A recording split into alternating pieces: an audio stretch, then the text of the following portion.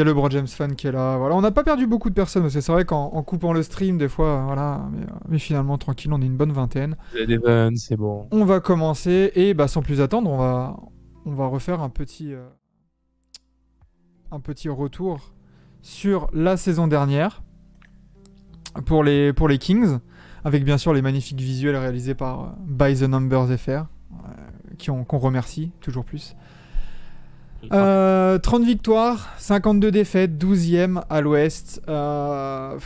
Déjà, là, avant d'aller en précision dans les stats, toi, Laurent, qui a vécu la saison des Kings en totalité, en détail, qu'est-ce que tu veux faire ressortir de cette saison des Kings 2021-2022?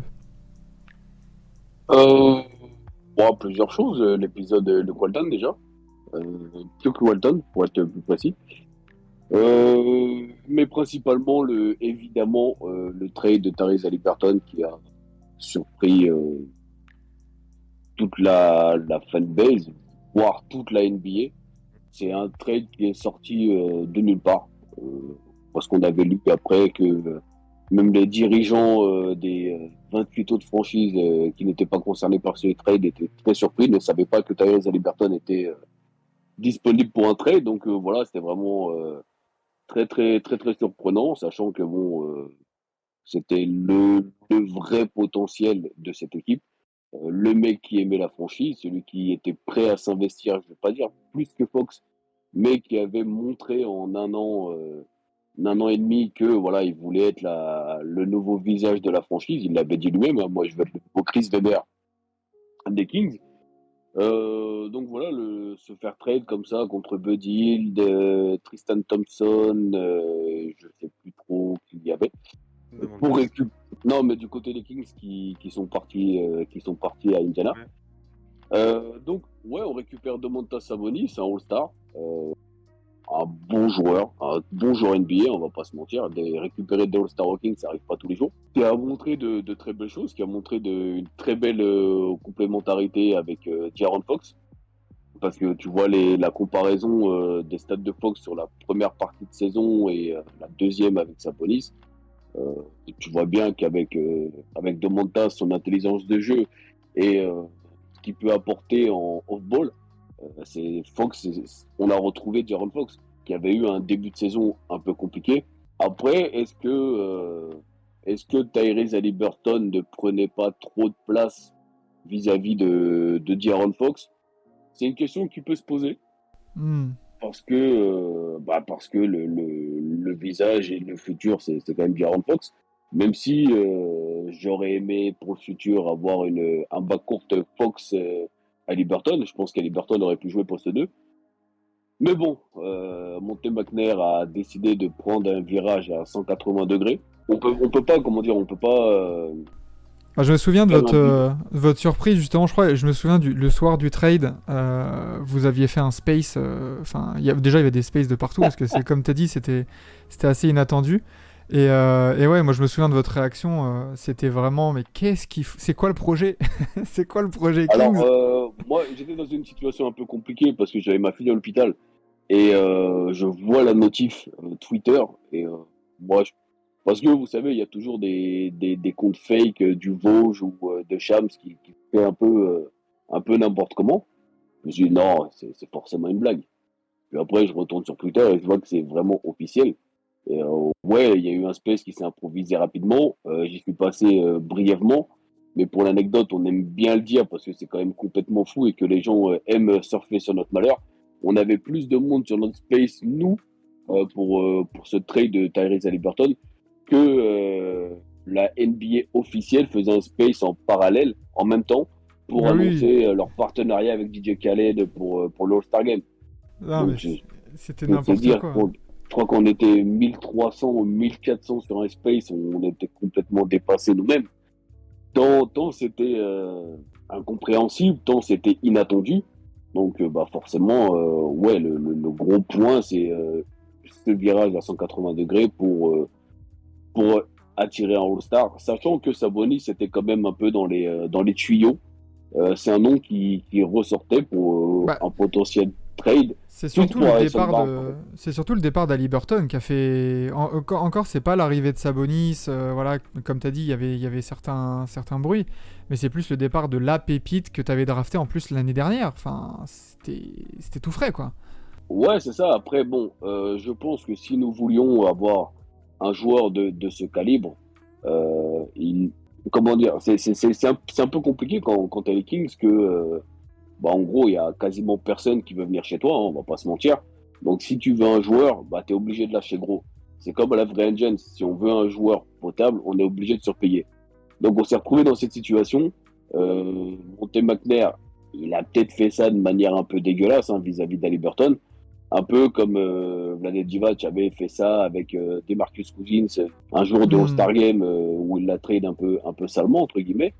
On sait qu'Haliburton en a gros sur la patate. On avait fait un trade justement où on avait repris sa première conf de presse, entre guillemets, où il pleurait carrément. Il a pleuré quand il a appris ça, il voulait pas y croire. Donc voilà, c'est une mini page parce que finalement la page Haliburton n'aura duré qu'1 an et demi, qui se tourne. Mais voilà, c'est un choix. Je pense que McNair avait et a toujours show of face vis-à-vis de son poste et que bah il a tenté un coup de poker. Et puis, On verra ce que ça donne, quoi. mine de rien, on voit aussi du coup par l'évolution. Après, je vous donnerai la parole du coup, Loris et Zach. On voit aussi que dans l'évolution, il y a eu un petit rebond. Bon, ça reste très, très raisonnable, mais la fin de saison des Kings était loin d'être dégueu, malgré Ouais, voilà. c'est ça. Bah, Fox a été blessé après. Fin de saison, on est parti un peu. On l'a fini en total roue libre. Il y a des joueurs qui se sont montrés. Il y a Davion Mitchell qui a fait un très très bon mois de décembre et qui a bien fini la saison. Tu as des joueurs comme Damian Jones qui s'était très bien montré. D'ailleurs, c'est le départ que je regrette le plus sur cette intersaison. Mais bon, voilà, fin de saison, il n'y avait plus rien à jouer. Fox avait des petits pépins physiques. Sabonis aussi, on l'a laissé un peu ouvert. Donc ouais, cette 12e place à 30-52, bah, c'est un peu notre quotidien depuis maintenant plus de 10 ans, quoi. Ouais, et vous les gars là, du coup, Zach et Loris, quand vous voyez ces stats là, est-ce qu'il y a quelque chose que vous voulez mettre en avant, que ce soit statistiques individuelles, collectives, offensive rating, sur cette saison? Moi, je dirais quand même que au début de saison, tu te retrouves quand même avec un trio de joueurs les plus excitants qui sont tous des meneurs, hein, Fox, Mitchell et Haliburton, parce que Mitchell il se fait drafter, il vient de gagner le titre NCAA et tout, donc même s'il était un peu plus âgé, il y avait un peu de potentiel quand même. Du coup, je peux comprendre un peu le trade. C'est vrai que le fait que ce soit Haliburton qui parte sur les trois, c'est ce qui a été le plus surprenant. Et sinon, ouais, moi, je suis allé regarder du coup un peu les stats et je me suis rendu compte que sur les 2 dernières saisons, De'Aaron Fox il tourne presque à 25 points sur les 2 saisons et je m'étais pas rendu compte qu'il avait une aussi grosse influence offensive. Du coup, je suis en train de me dire que avec un Sabonis qui est capable de jouer poste haut et bas et de distribuer bien la balle et un De'Aaron Fox qui peut lui tourner autour parce que bah il a une énergie absolument folle et beaucoup de vitesse. C'est un duo qui, en défense, va un peu galérer, mais avec des soldats comme Davion Mitchell et tout autour, ça peut être intéressant. Je pense vraiment qu'ils peuvent faire chier pas mal d'équipes dans la conférence Ouest. Et toi, Loris, du C'est ce coup? que je dis. Pardon, c'est ce que je disais en préambule. Euh, il y a, Fox joue 2 saisons dans la même saison. La première partie de saison avec Haliburton, où quand, il avait Richon Holmes en pivot, où Richon Holmes a traversé ça un peu comme un désert cette saison. Et tu vois un mec qui s'est posé des écrans, qui s'est joué le pick and roll, enfin qui s'est joué sans ballon comme Sabonis. Et c'est là qu'il a retrouvé, je crois qu'il a 28 points de moyenne là sur la deuxième partie de saison, si je dis pas de bêtises. Ça doit être ça, hein, honnêtement. Enfin, moi, je me souviens qu'il m'avait assez impressionné offensivement, mais c'est pareil, ça restait des grosses performances offensives dans une équipe qui perd, malheureusement. On a vu ça, c'est un peu le syndrome Devin Booker. Et du coup, c'est peut-être pour ça qu'il est un peu passé sous silence aussi, De'Aaron Fox, dans la hiérarchie des meneurs. Mais ça, on y reviendra peut-être sur ce point-là. Loris, toi, là-dessus? Non, c'est assez complet.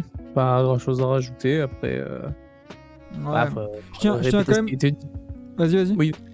Non, t'inquiète, moi j'allais juste dire, on va répéter le coup d'Haliburton, tu vois.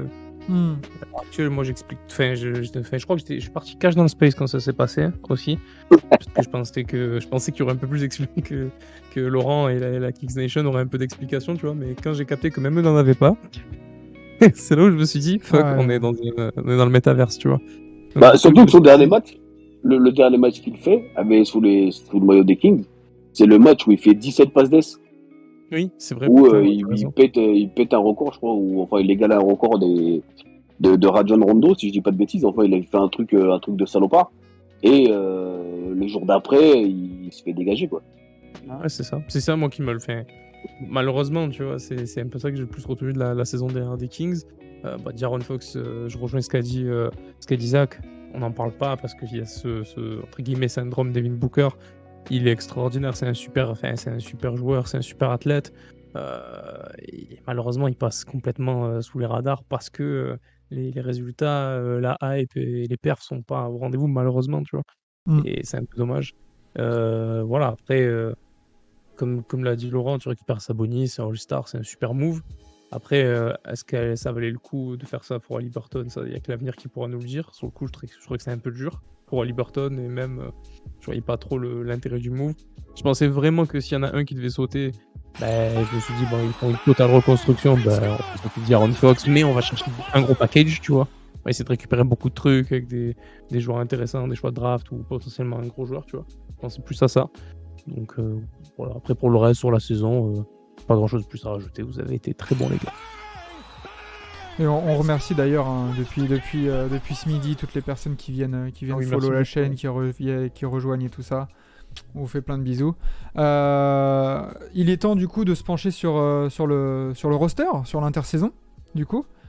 Avec, hop là, oula, le petit visuel qu'on vous a concocté. Il manque du monde de ce que je vois. De quoi? Il manque un peu de monde de ce que je vois sur votre tableau. Selon ESPN, du coup, c'est cette rotation-là. C'est ce roster-là. Du coup, toi, déjà, sur cette intersaison, Laurent, qu'est-ce que t'en penses de ce qu'a fait ton équipe? Bon, il y avait pas grand chose à attendre après le move de Sabonis, bah, tu te mets un peu à poil, entre guillemets. Je pensais qu'Harrison Barnes partirait, puisque son nom il est annoncé à peu près à chaque période de transfert. Je pensais que Richaun Holmes partirait. Finalement, il est toujours là. Richaun Holmes, comme je le disais tout à l'heure, il a traversé la saison de manière compliquée. Il a eu des problèmes perso. En tout début de saison, il est blessé à un œil. Je crois que c'est contre les Pistons de mémoire, même 2 fois. Il revient de sa blessure, il est encore blessé à l'œil. Il a dû porter des lunettes. Je pense qu'il a eu du mal à s'adapter. C'est pas forcément évident de jouer à la Horace Grant, hein, c'est pas donné à tout le monde. En termes d'adaptabilité, c'est un peu complexe. Donc, j'espère le retrouver cette année, le Richaun Holmes qu'on avait vu l'année précédente, qui avait été très très très bon. On récupère Kevin Huerter, un rookie shoot, c'est pas mal. Très bon move, moi, je On a, trouve. C'est un des Ouais. meilleurs ouais, moves, tu vois. Ouais, Sur très la intéressant. preview des Sixers, il y avait le poteau 6ème homme qui parlait de Melton comme un des très bons moves un peu passés sous silence. Kevin Huerter, c'est fort aussi, hein, franchement. Bah, on perd Buddy, qui pour moi est un des meilleurs shooters NBA. On récupère Huerter, qui est aussi un très bon shooter NBA. Ça me va, je suis plutôt content. Malik Monk, j'aime bien aussi. C'est un mec qui sait shooter de loin, qui sait défendre. On sait que c'est l'un des meilleurs amis de Jaron Fox. Ils étaient à Duke ensemble, si je dis pas de bêtises. Et ils ont fait leur parcours universitaire ensemble. Fox était très très content de retrouver son pote. On le signe à agent libre. Il a été, enfin, je vais pas dire il a pas été mauvais, il a été bon aux Lakers. Donc c'est plutôt pas mal. Après on fait des moves un peu sous le radar de Mike Brown qui est, je sais pas s'il est toujours en poste en tant que sélectionneur du Nigeria. On récupère Okpala et Moneke. Ça, on va voir ce que ça donne. Hein. J'arrive pas à me faire un avis tant je les ai pas beaucoup vu jouer. Mais ça amène un peu de défense, donc c'est pas mal. J'espère voir Keta cette année. Nimeas Keta qui a ses petites apparitions la saison dernière, c'était plutôt pas mal. Alex Len, pour moi, bon, il est C'est du fond de sympathique. banc, hein. Il a fait un Eurobasket pas mauvais en plus, hein, mais bon, voilà, pour moi, je pense que c'est mieux de donner sa chance à Keta en troisième pivot. Après, on récupère Ken Bazemore, voilà, c'est des moves de vestiaire, entre guillemets. Et Mathieu Della Vedova, ça m'a surpris, hein, on va Pourquoi pas pas, se hein? mentir. Il jouait plus en NBA, hein, le bon vieux Mathieu. Je crois qu'il était rentré au pays, si je dis pas de bêtises. Un bon shot guard, un bon leader de vestiaire, encore une fois, donc c'est pas mal. Est-ce que ça va révolutionner la NBA et la potentielle place qu'on pourrait avoir? Je sais pas. Mais on va dire que c'est une intersaison qui est plutôt cohérente et c'est déjà pas mal quand on est les Kings. Ouais, c'est ça, avant du coup de donner la parole à Zach et Loris. Moi, ce que j'aime bien là dans cette intersaison, c'est que sur le bac court, t'as vraiment des potentielles associations complémentaires. C'est-à-dire que Werther, ce que j'aime bien à la place de Buddy Hield, alors certes, il est peut-être un peu moins bon shooter en général, mais par contre, je trouve qu'il sait faire plus de choses. Il sait porter le ballon, il sait défendre beaucoup plus que Buddy Hield. Du coup, à associer à De'Aaron Fox, je trouve que c'est vraiment pas mal. Et après, en rotation, tu peux associer Davion Mitchell, Malik Monk. Je trouve que ça va bien ensemble. Enfin, il n'y a pas de déséquilibre sur ce côté-là, sur cette zone-là du terrain en tout cas. Et ça faisait Euh, longtemps, je pense qu'il n'y avait pas eu ça chez les Kings. Bah, je suis un peu déçu par contre du départ de Di Vincenzo. Je pense qu'on s'est complètement foiré dans la gestion de ce dossier. Euh, il avait été dit qu'on avait plus ou moins caché Di Vincenzo pour pas trop attirer les franchises qui pourraient le recruter. Bon, ça s'est retourné contre nous. Monte McNair le voulait. C'était le joueur qui était au centre des discussions pour le trade avorté pour Bogdanovic. Ouais, voilà, je pense qu'on s'est complètement foiré. Di Vincenzo et Davion Mitchell, j'ai beaucoup aimé ce qu'ils ont montré la saison dernière. C'est deux joueurs qui savent bien défendre. Donc ouais, c'est un peu de la gestion, encore une fois, qu'on peut pointer du doigt chez les Kings. On essaye de faire un truc, ça se retourne contre nous. Le mec, il fait 3-4 mois et il part aux Warriors. Voilà, un peu chiant. Je vois que vous avez mis Nimi Asketa dans les départs, il est toujours là. Bah alors, selon moi, on s'est calé sur Spotrac et tout ça. Pour l'instant, il est pas, enfin, il n'était pas mis dans l'effectif des Kings. Donc, Ouais, il va être two-way. On ouais, n'a pas voilà, c'est pour encore ça, je parlé, pense. on n'est pas encore parlé de Keegan Murray. Oui. Oui, j'allais venir, Euh, ouais. Ouais. Choix qui a été discuté, discutable, on en reparlera. Parce que tout le monde pensait, nous-mêmes, enfin, ce qui a été bien cette saison avec les Kings au niveau de la draft, c'est qu'il n'y a pas eu de smoke screen, là, comme ils disent, en disant, ouais, on va prendre ci, on va prendre ça. Ils ont dit, on a rencontré qui gagnerait, ça sera qui gagnerait. Donc déjà, ça a été clair d'entrée. Est-ce qu'une association Fox-Ivy, ça aurait fonctionné? J'en sais rien. Est-ce qu'on aurait dû prendre Ivy? J'en sais rien. Est-ce que Keegan Murray sera potentiellement, vous savez qu'ils aiment bien faire des comparaisons avec des anciens joueurs. On parle plutôt de Chris Bosh. Bon, j'avais vu ça aussi pour Harry Giles. À voir, et il a fait une très bonne Summer League. C'est Faut voir. encore, Au moins, c'est un profil qui te, apparemment, parce que bon, je suis pas non plus un énorme suiveur de la NCAA, mais de ce que j'ai pu lire et voir avant la draft, c'est un profil qui t'apporte directement, qui est Oui, et puis au productif. moins, il a des genoux, lui. Comparé à Oui. Harry Giles, il a des genoux. Mais ouais, c'est un gars qui a C'est fait vrai. 2 saisons, très très solides. En deuxième saison, il est gros scoreur. Et je pense que vous êtes surtout fait trash parce que bah, Jaden Ivey avait un peu plus de potentiel selon Plus ce de que les hype gens aussi, hein. disaient, plus de hype, etc. Mais Keegan Murray, c'est quand même un mec qui, sur toute sa carrière NCAA, tourne genre à la dernière saison à plus de 40% au tir, à 3 points, avec 24 points et 9 rebonds. Donc on a vu aussi, donc évidemment c'est la Summer League, hein. On a eu des mecs en Summer League, c'était LeBron James et d'autres qui étaient bien claqués. Au final, ça s'est complètement inversé. Mais au moins, vous avez un joueur qui est poste 4, qui shoot bien. Sabonis, c'est pas non plus sa spécialité de shooter, donc je pense que le duo va être sympa. Faudra voir au niveau défensif s'il peut tenir, mais physiquement, il a tous les atouts pour. C'est pas le mec le plus athlétique du monde, mais il est grand, il est costaud. Donc ça peut être sympa. Et franchement, moi, j'aime plutôt bien cette draft de Keegan Murray. Toi, du coup, ton ressenti, c'était quoi, Laurent, là-dessus, personnellement? N'étant pas un suiveur d'NCAA comme vous, j'avais pas de T'étais un peu, ouais, joueur. t'attends de voir, quoi. Ouais, voilà, je bandais pas sur un joueur, quoi. Donc, qui gagnerait, bon, bah, ok, let's go. C'est dommage qu'on prenne encore un vieux rookie, entre guillemets. Je crois qu'il a 22 ans maintenant. C'était un peu dommage. Maintenant, reprendre un joueur sur la ligne arrière, Wagner a fait ça sur ses 2 premières saisons. Sachant que, ça c'est un peu pour Loris, à la base, nous, on voulait Franz Wagner la saison dernière, et il est parti en 8, donc du coup, on s'est mis sur Devin Mitchell. Je pense que Kylian Murray a moins grand, enfin, le plafond est moins élevé que peut-être Jordan Ivey, de ce qui se dit, hein, de ce que je lis à droite à gauche, encore une fois, je suis pas un spécialiste, mais c'est un joueur qui sera, comme vous le dites, NBA ready. L'avantage, c'est ça va décaler Harrison Barnes au poste 3, même si Barnes est un joueur tout à fait potable au poste 4. Il va pouvoir reprendre son poste naturel. Donc voilà, là, c'est comme vous dites, la situation Sabonis-Murray, je pense que Sabonis a un QI élevé assez haut pour faire la place à Murray, qui, peut-être comme à contrario de Jordan, enfin d'Ivy, ne sera pas la première arme offensive des Kings, mais il pourra tourner à 15 points, 8 rebonds peut-être. Ce qui m'a dérangé un peu sur la Summer League, c'est que je trouvais qu'il shootait énormément à 3 points.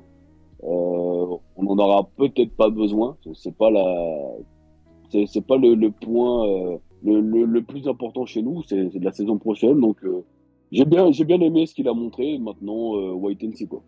Ouais, bah, je Après, pense je que trouve que c'est t'as tout dit. quand Ouais. même intéressant, hein, d'avoir un shoot à 3 points au poste 4, parce que moi, dans le recrutement, c'est ça qui m'a le plus plu chez vous.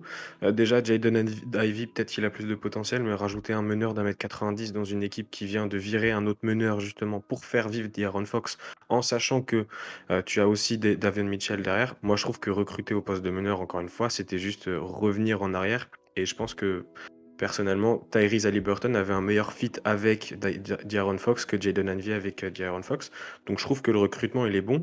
Mais ce que j'aime bien, c'est que Fox, on sait que c'est pas son grand point fort de shooter à 3 points. C'est pareil pour Sabonis. Par contre, sur le poste 2, tu as Kevin Huerter et Malik Monk qui peuvent tourner à 40% en tir. Sur le poste 3, tu as Harrison Barnes qui peut tourner à 40% en tir. Keegan Murray, on verra s'il arrive à adapter son tir de 3 points de la NCAA jusqu'à la NBA, mais on a quand même vu qu'il était capable de mettre le ballon dans le panier. Donc c'est-à-dire que tu as potentiellement des joueurs sur tous tes postes de 2 à 4 qui sont les postes où tu n'as pas justement ton duo et ton tandem, qui sont capables de shooter à 3 points. Et ça va permettre à De'Aaron d'avoir plein d'espace et de pouvoir C'est vraiment ça. exploiter à Mhm. fond, le jeu. Le spacing t'ouvre les lignes de pénétration pour De'Aaron Fox et là il peut se régaler parce que même Sabonis peut emmener ses défenseurs au large parce que tu peux pas non plus le laisser un peu voilà, dans le périmètre parce que l'autre il va te les mettre, hein, les petits jumpers. Donc Ah ouais, c'est ça. Puis, Et avoir Jaron au Fox, poste c'est pas un 4, mauvais même. passeur aussi, donc il va pouvoir kick out dans les Ouais. corners ou faire des extra passes, ce genre de trucs. Donc du coup, ça va aussi impliquer tous les gars, tu vois. Donc en termes d'attaque, tu auras peut-être plus de variété. Enfin, tu auras même certainement plus de variété. Et c'est ce qui pouvait manquer aussi. Donc ça va faire du bien, hein. c'est ça. Le dernier poste 4 vraiment spacing stretch qu'on a eu, c'est Belicha. Oui. C'est On vrai. a, en sortant de banc, là, on a Trelize et Metou qui savent prendre des tirs, les mettre, ça c'est une autre histoire. Mais ils savent être servis à 3 points. Donc ouais, non, je suis d'accord, c'est important. À voir, comme vous avez raison par rapport au spacing. Là, il y a une recrue aussi intéressante qui est interne, entre guillemets, qu'on n'a pas beaucoup vu la saison dernière. C'est Terrence Davis, qui a été Ouais. blessé, qui a montré de très belles choses, mais aussi de très vilaines choses. C'est le problème de ce joueur. Mais un Terrence Davis bien chaud, un bon soir où il est à droit, en sortie de banc, ça peut faire vraiment beaucoup de dégâts. Bah, je pense qu'on a été complet, hein, sur ce roster, sur le 5 majeur, sur les rotations. Je vous propose de passer justement à la petite question. Parce que si Simon est encore là, attention, pas de plagiat par rapport à Trash Talk et une certaine série. C'est une grosse question pour toi, Laurent, justement sur les Kings et sur l'année prochaine. Le duo Fox-Sabonis, ça peut aller jusqu'où? Alors, question, peut-être pas l'année prochaine, mais en général, peut-être déjà l'année prochaine, mais si on se projette un duo Fox-Sabonis sur ce qu'on a vu, sur ce qu'on a pu analyser de leur jeu et de leur complémentarité, ça emmène les Kings jusqu'à où? C'est une question qui est difficile à répondre, tant l'homogénéité pardon, de la conférence Ouest, c'est assez costaud, hein, la conférence Ouest. Tu peux avoir un duo Fox-Sabonis très fort, mais quand tu vois ce qui se passe autour dans cette conférence, tu te dis merde, on a beau avoir deux joueurs border All-Star, mais on peut finir à toujours cette 12e place. Il faut absolument, je pense que cette saison, on soit en play-in, minimum. Sinon, ça va encore péter. Sabonis, il a été clair. Hein. Il a dit, moi, je veux viser le play-in avec les Kings. Et il a encore 2 ans de contrat, je crois. Il a Ouais, dit c'est ça. si ça s'améliore pas, bah, il va se barrer. Je pense Ouais. qu'à un moment donné, Mm. Fox qui rentre dans sa 5e saison, s'il goûte pas un minimum au mois d'avril, au mois de mai, ben, il va faire pareil. Il va arriver la fin de son contrat, il va se barrer. Donc voilà, dans cette conférence Ouest, est-ce que ça peut aller? Je pense que Sabonis peut amener De'Aaron Fox à sa première sélection de All-Star Game. Je le pense sincèrement. Quand tu vois la deuxième partie de saison, c'est un peu compliqué. Ça va jusqu'où? Ça va jusqu'au play-in. Ouais, Au tu vois, moins mais cette saison. En fait, on espère faire, enfin, on espère, c'est un grand mot, mais si on arrive à briller, est-ce que être en play-in, ça efface le record? Je ne pense pas, parce que tu n'es toujours pas en play-off, entre guillemets, officiellement. Une fois que cette malédiction sera brisée, je pense que les Kings verront autre chose. Voilà, on a cette ombre immense de ce foutu record, un peu à la manière des, je fais un parallèle qui n'en est pas un, entre guillemets. Les Suns sont devenus les Suns après un 8-0 dans la bulle. oui, c'est Voilà, sûr. ils ont réussi à montrer un beau visage pour pouvoir aller chercher des joueurs qu'ils n'auraient peut-être pas espéré sans ce 8-0 à la bulle. Voilà, si on arrive en playoff et qu'on arrive à montrer un bon visage, quitte à se faire sortir, je ne sais pas par qui, mais voilà, on arrive à montrer une belle saison, un beau play-in avec le... Un peu comme on fait les Grizzlies hein, à un moment donné. Hein. Il me semble que dans la bulle, Ouais, les voilà, c'est Grizzlies ça. arrivent dans le play-in, ils se font éliminer et après ils reviennent un peu plus fort. Donc c'est vrai que si on devait mettre un peu des étapes dans le développement des Kings, play-in, ne pas mettre la charrue avant les bœufs non plus, surtout dans une conférence Ouest comme tu as dit. Bonjour la jungle. Euh, mais ouais, pourquoi pas accrocher le play-in et puis après, bah, tout dépend de l'adversaire, tout dépend des blessures, de l'état de forme. Enfin, il y a Il tellement nous, de il nous points faut, d'interrogation. il nous faut cette bascule. Tant qu'on n'aura pas cette bascule, on continuera à végéter en 11, 12, 13 là, pour essayer de choper un 8e ou un 9e choix de draft parce que ça aussi, chez les Kings, c'est un. Je ne sais pas si c'est bien ou si c'est mal, mais on tanque pas. On ne sait pas tanker, nous. On est juste nul à chier, mais on ne sait pas tanker. Donc, on se retrouve avec des choix 8, 9, 10, 11, 12. Et bah, il faut dire ce qui est. Monté McNair, sur ces 2 choix de pique, a fait de très bons choix, mine de rien, aller chercher à Liberton en 12. C'est quand même un petit coup de génie. C'est Devin clair. Mitchell en 9, finalement, bah, c'est plutôt pas mal. Même si on n'a pas encore vu, pour moi, tout le talent de Devin Mitchell. Donc, à voir. Mais là, tout de suite, là jusqu'où, c'est juste au niveau du play-in pour cette année, quoi. On verra d'ailleurs en termes de. Bah, tu nous spoil un peu là après le côté pronostic qui vient juste après. Mais vous, du coup, Zach et Loris, là, vous êtes d'accord avec l'analyse de Laurent sur un peu les étapes et playing, playoff et au cas où, si ça passe pas, bah, ça risque encore d'exploser, quoi. Moi, je suis Ouais. plutôt d'accord. Franchement, le truc, c'est que oui, comme on a dit là, les équipes qui peuvent potentiellement jouer le play-in, enfin, avec les Pels qui récupèrent Zion, avec les Lakers qui vont avoir LeBron et AD normalement qui auront toutes leurs capacités, avec ces Kings qui vont se rajouter aussi. Bah, ils étaient dans la bataille hein, quand même jusque Mm. 10 ou 12 matchs avant la fin de la saison. On parlait Avec, de est-ce que c'est possible qu'ils prennent la place ou pas. avec l'équipe Bon, qui vient après aussi, hein, dans les ouais. previews, ça risque de se taper dans le même Avec les range. Hein. Blazers. La seule équipe qui descend, en fait, c'est les Spurs, là, dans Mm. toute cette situation. Mais après, quand on regarde le recrutement, etc., vous faisiez la comparaison avec les Grizzlies et les Suns. Ce qu'ont fait les Grizzlies et les Suns ont pris un risque énorme en recrutant un mec qui avait 36 ans et qui avait un gros contrat. Et les Grizzlies ont recruté un talent générationnel en la personne de Ja Morant, autour d'une équipe qui était déjà bien construite. Donc, il faudra voir si Keegan Murray peut avoir une influence assez forte, si toutes les recrues peuvent avoir leurs petits points qui se rajoutent et si De'Aaron Fox peut passer ce step de, exactement comme l'a fait Devin Booker, marquer 25 points dans une équipe qui joue la 12e place ou marquer 25 points dans une équipe qui essaye d'aller vers les playoffs.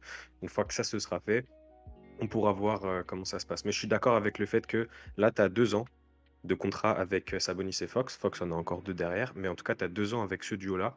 La première année, elle doit être assez convaincante pour que le duo se dise on relance ça l'année prochaine avec un bon cadre et des joueurs qui progressent parce qu'ils sont encore jeunes. Et peut-être que l'année prochaine, les playoffs seront atteignables. Pareil, parce que ouais, ça me fait penser, juste avant de t'entendre, Loris, là-dessus. On a OKC aussi, hein, qui est un peu dans le même cas avec Shai, les cas de Shai et de Fox. À un moment donné, c'est des talents générationnels. S'ils vont pas goûter un tout petit peu au playoff, ça risque de les titiller, quoi. Donc, pour moi, à part les Spurs, du coup, qui ont quand même beaucoup perdu, ça va vraiment se taper. Il y a vraiment 14 équipes, là. C'est solide, hein. En conférence, ouais, ça va être un merdier pas Ah ouais. possible. Hein. Bon courage à celui qui nous sortira le bon classement dans le bon ordre, etc. Parce que ça va être une galère à faire. Mais ça va jusqu'où? Ouais, à court terme, pour moi, le court terme, c'est maintenant, en fait. C'est cette année, c'est play-in. Après, c'est toujours pareil, il faut voir la manière. Si tu fais pas play-in parce que, je touche du bois, Sabonis se pète, De'Aaron Fox se pète, Keegan Murray malheureusement il fait une saison à 25% à 3 points et le reste ne clique pas. Bon, bah, je veux dire, bon, tu as les blessures, ça arrive, tu vois? Heu, c'est compliqué.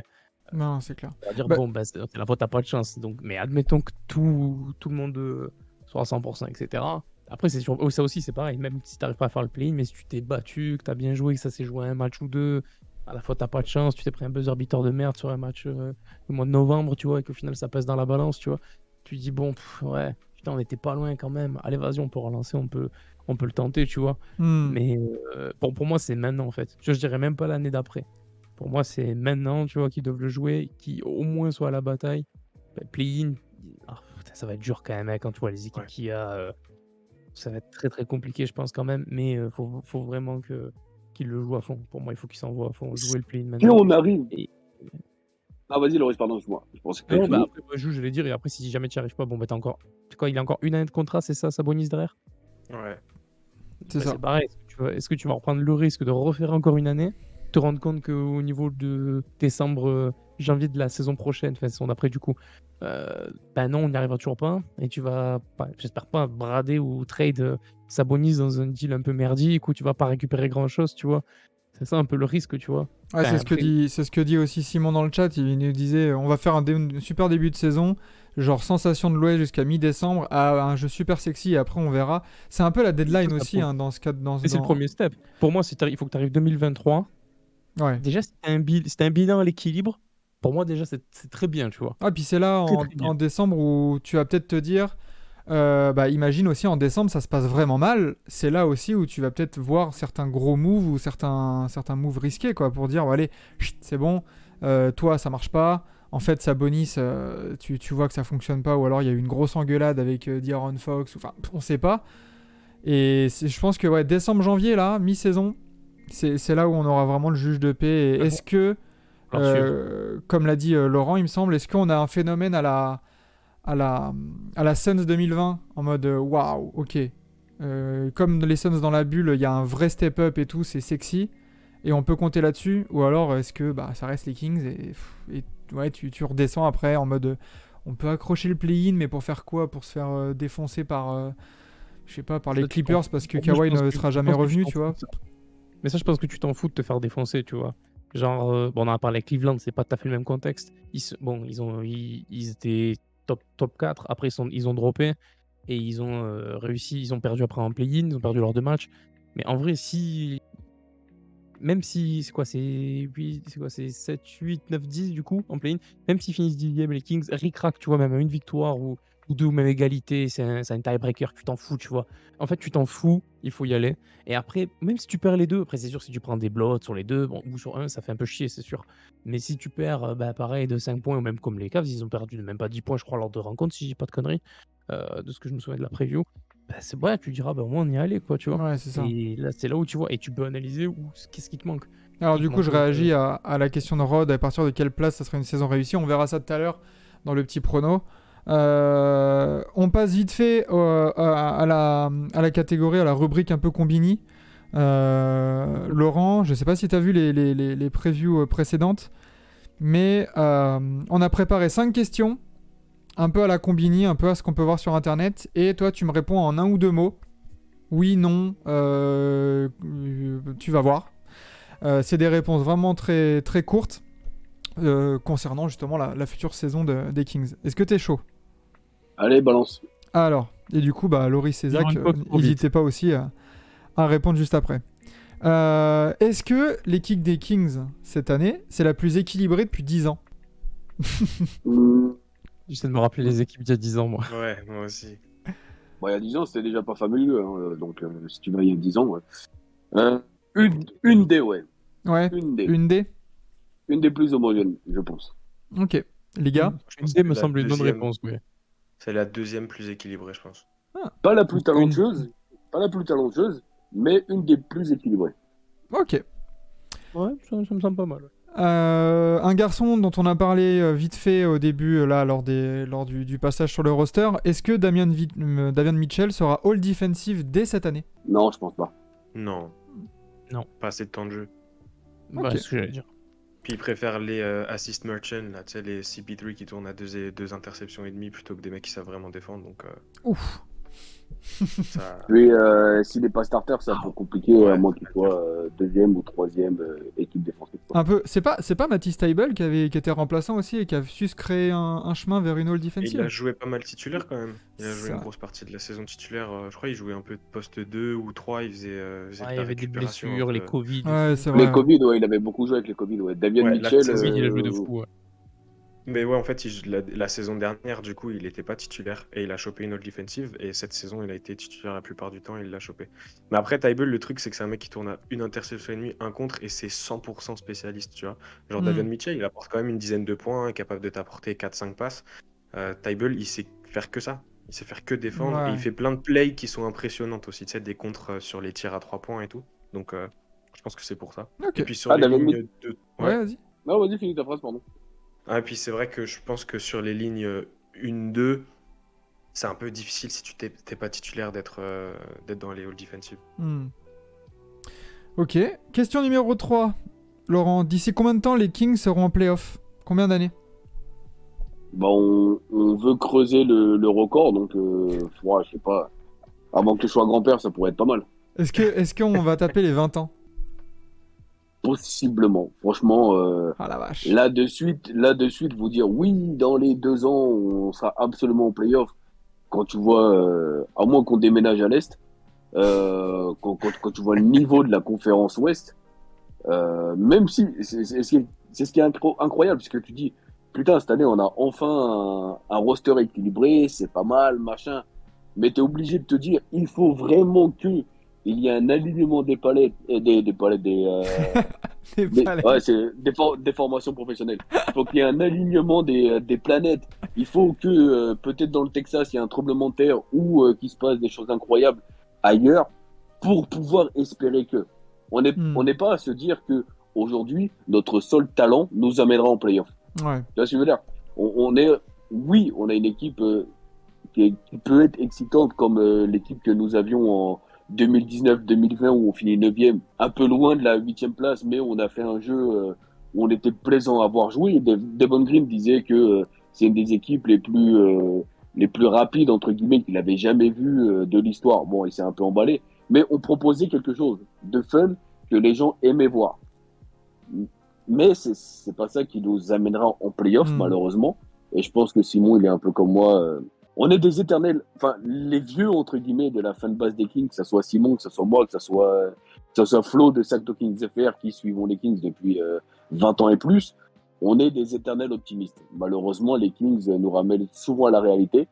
Et là, dans les 2 prochaines années du contrat de Sabonis, je me dis que ça va être chaud. Et que si toutefois ça se passe mal, vous parliez de Sabonis, que si ça se passe mal, je pense que le fusible qui sautera, ça sera Fox avant Sabonis. Ouf. Ok. Moi, ce que j'avais dit, c'était avant Liberton, c'était Fox pour moi après. Donc, Ouais. Pour nous aussi. Du coup, en parlant de Fox, question 4. Fox, c'est top combien meneur pour toi? Ah, faut compter là. Il faut beaucoup de duels. Ah bah ouais. Hein. Dans la conf ou dans la NBA? Bon allez, fais dans la conf. Allez. Conf Ouest, là, c'est top combien NBA? Enfin, top combien meneur, pardon. Après, j'essaie de passer en revue vite fait de ce qui se passe. Ah, c'est dur, hein. Top. Il y en a au moins 3 devant.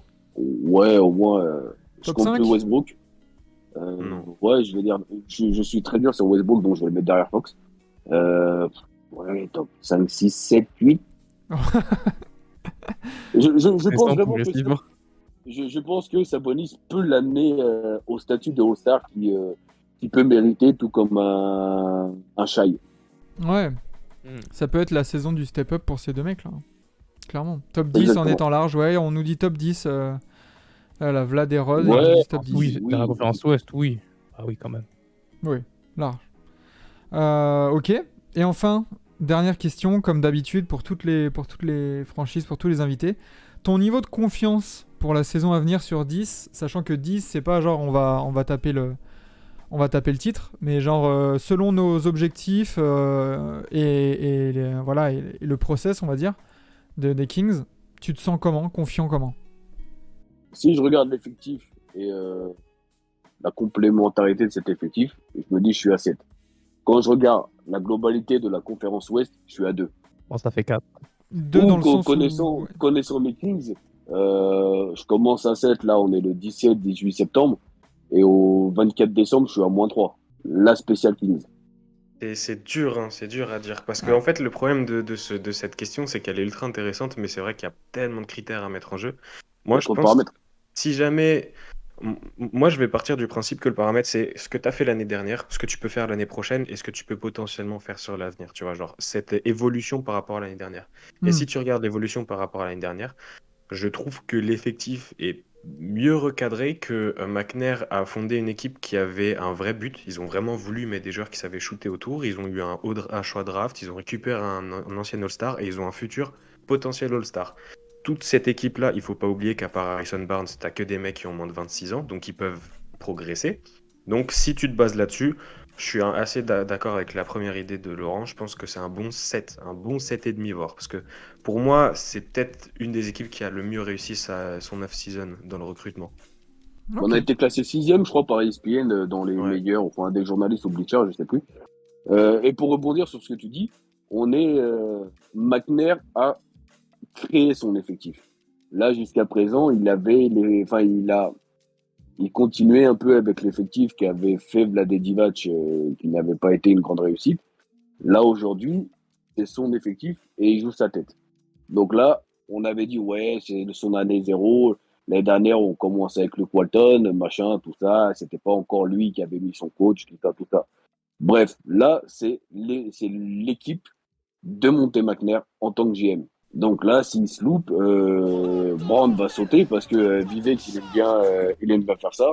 Le coach va sauter, le GM va sauter. Comme je vous disais tout à l'heure, on va encore repartir dans un cycle infernal. Très bien, très bien, très bien. Bah écoute, il nous reste juste à nous caler sur cette bonne vieille tier list. Alors, pour l'instant, pour te montrer un peu du coup, trop compliqué de mettre voilà, du nombre de victoires et tout ça.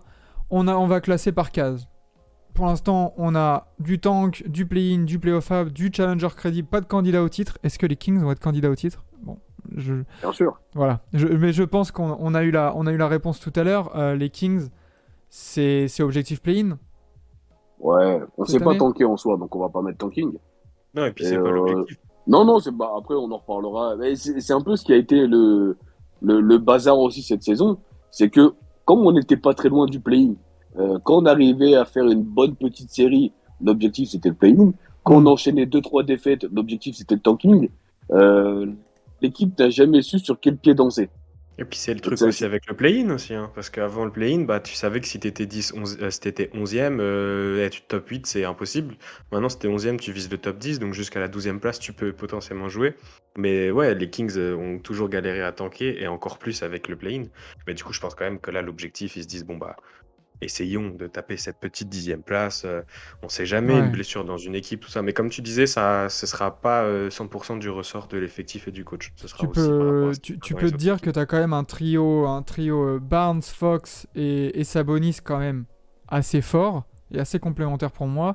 À côté, tu as des petites armes qui sont bien sympathiques, tu vois. On a donné du Malik Monk en sortie de banc et tout ça. Très bien. Ouais, l'objectif, ça va être le play-in. Avec un effectif comme ça, et tu peux pas viser le tank, tu peux pas viser la draft encore, comme t'as dit Laurent. Pour viser quoi, un top 8-9 de draft? Ouah, c'est pas l'objectif. On a un banc. Et ça, c'est déjà une grande différence par rapport peut-être aux saisons précédentes. Ah, Eh vous avez ben, un banc Et, ultra Oui. intéressant, hein. ouais. Holmes, ah ouais, Monk, Et les bonnes Davis, pièces. Mitchell. Benji euh, Bazemore. Ah ouais, non, franchement, ça a Ouais, fait un Bazemore, sacré on ne verra banc. pas beaucoup, mais bon, voilà, il pense est là. pas, Il va mais dépanner. Il va dépanner quand tu vas avoir même des Trey Lyles, blessures ou hein. des conneries comme ça. Ils vont dépanner, ce mec. Il te Trey faut Lyles, des ça mecs comme shoot. ça.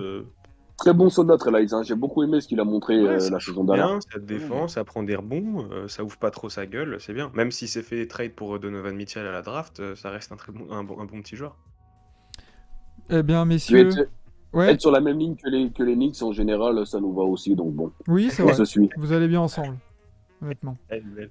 Ben, messieurs, merci. Sur ce, nous allons conclure du coup cette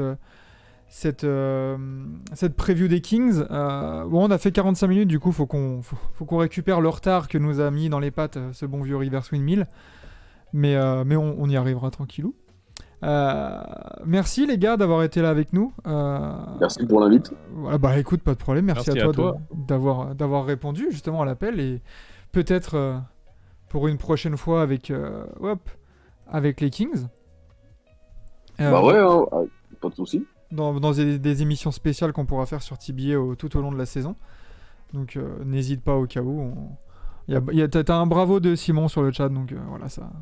Ah, l'habit, Simon, ça fait plaisir. Voilà. Si Simon Vous avez valide, pas fait le chat, c'est hein. que ça va.